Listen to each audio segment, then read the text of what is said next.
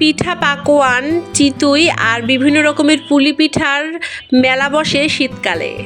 শীতকাল আসে না, বরঞ্চ আসে পিঠার মেলা। নতুন ধান, নতুন চাল দিয়ে তৈরি হয় বিভিন্ন রকমের পিঠা। আসসালামু আলাইকুম বন্ধুরা, আমি সিরাজুমনিরা। আজকে আমি বানিয়ে ফেললাম এই সব পিঠার আমেজে শীতকালের পুলি পিঠা।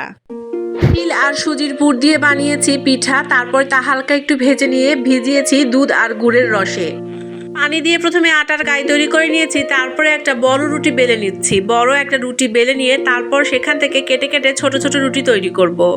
ছোট্টবেলায় মাকে দেখতাম, মা এই পিঠাগুলো এইভাবেই বানাতেন। বড় একটা রুটি বেলে নিয়ে তারপর গ্লাস দিয়ে কেটে কেটে নিতেন, আর তৈরি হয়ে যেত একটা বড় পিঠা থেকে অনেকগুলো ছোট পিঠা। ছোট ছোট এই পিঠাগুলো একটা প্লেটে রাখতেন, আর অন্য একটা প্লেটে থাকতো পুর। তারপরে আমরা সবাই গোল হয়ে বসে একটা একটা করে সবাই পুলি পিঠা বানাতাম। প্রতিযোগিতা চলতো কার পুলি পিঠা সবচেয়ে বেশি ভালো হয়, আর কে কয়টা পুলি পিঠা বানাতে পারে।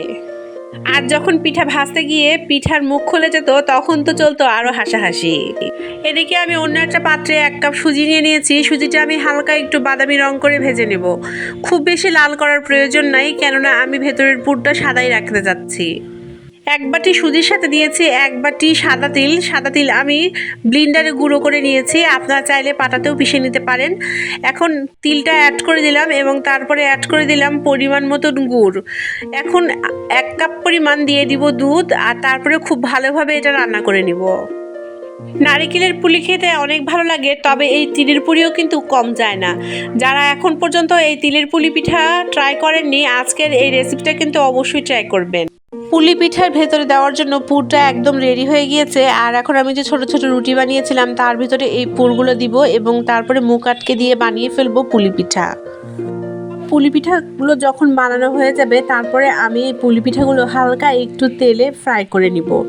অনেকেই এই পুলি পিঠাগুলো একটু সেদ্ধ করে নেয়, তারপরে দুধের মধ্যে দিয়ে রান্না করে। সেভাবে পুলি পিঠা খেতেও মজা লাগে, তবে আমাদের বাড়িতে সাধারণত সব পুলি পিঠাগুলো একটুখানি হালকা তেলে এদিক ওদিক ভেজে নিয়ে তারপরে দুধে ভেজানো হয়।